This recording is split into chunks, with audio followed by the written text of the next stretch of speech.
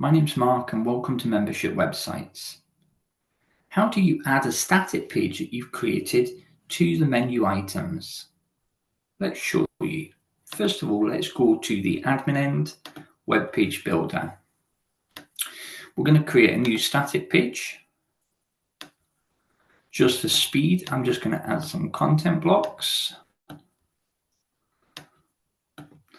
We're going to say this is my new page. You might want to set up the hero section and have a banner on that.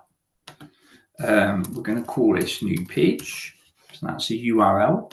We're going to put in for our information what the page is called, which is new page. And this is a single web page. We're going to save that. And we can look at this page on the front end by clicking View Page.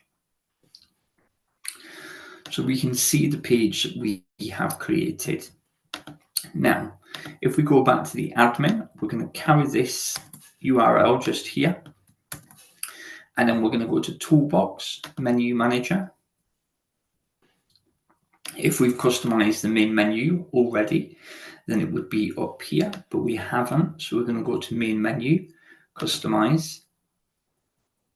And what we're going to do is we're going to add our new page to the How It Works category. So we're going to add a menu item. We're going to pull it in. We're going to call it New Page. And then we're going to paste our URL in. Now, when you've copied it from the page itself, you need to make sure you just put a slash just before it. So make sure you enter a slash and then New Page. We're going to save the item. We're going to go back to our member directory and refresh the page.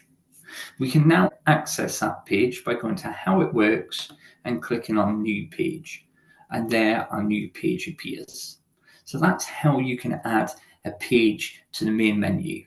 I hope you found that useful and thanks for watching.